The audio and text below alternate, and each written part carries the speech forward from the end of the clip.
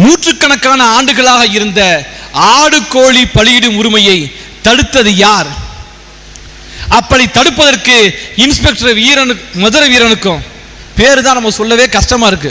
அவருக்கு அந்த கொடிமர சங்கடமா இருக்கிற மாதிரி நமக்கு என்ன சங்கடம்? இவங்க பேரெல்லாம் மதுரை வீரன் வச்சிருக்காங்களே, சங்கடமாக இருந்தாலும் சொல்லித்தான் ஆகணும். அப்ப இந்த மதுரை வீரனுக்கு அந்த உரிமையை கொடுத்தது யார்? அந்த தர்காவிலே 300-400 பேர் தங்கக்கூடிய அந்த வசதி வாய்ப்பு இருந்த இடத்துல அந்த உரிமையை படுத்தது யார்? இந்த ஆடிஓ கண்ணனுக்கு யார் அந்த உரிமையை கொடுத்தார்கள்? உங்களுக்கு தெரியும், அங்க குடவரை கோயில் என்று கோயில் இருக்குது. பேரு தான் கோயில், வழிபட முடியாது, புதர்மண்டி போய் கிடைக்கிறது. ஏனென்றால் அது தொல்லியல் துறையின் கட்டுப்பாட்டில் இருக்கிறது.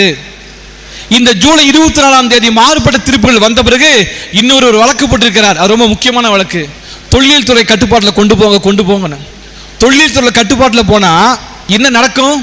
குடவரை கோயிலை போல இப்போது இருக்கக்கூடிய தர்கா மட்டுமல்ல, ஒட்டுமொத்தமாக அந்த மலையில் இருக்கக்கூடிய அனைத்து கோயில்களுமே புதர்மண்டி போகும். புதர்மண்டி போனால் கரப்பான்கள் இருக்கும், கரப்பான் பக்கத்திலே பார்ப்பனர்களும் இருப்பார்கள். நான் ஏதோ விளையாட்டுக்கு சொல்வதல்ல, ஒரு உண்மையை சொல்கிறோம். இத்தனை ஆண்டு காலமாக இருந்த உரிமை ஏன் மறுக்கப்பட்டது? ஒரு இன்ஸ்பெக்டர் நினைச்சா முடிஞ்சிருமா? 500 ஆண்டுகள் இருக்கின்ற ஒரு உரிமையை ஒரு இன்ஸ்பெக்டரும் ஒரே ஒரு ஆடிஓவும் சேர்ந்து முறியடிக்க முடியும் என்றால் என்ன நடக்கிறது நாட்டிலே? இது அரசியலமைப்பு சட்டம் இந்த நாட்டிலே நடைமுறையில் இருந்து கொண்டிருக்கிறதா?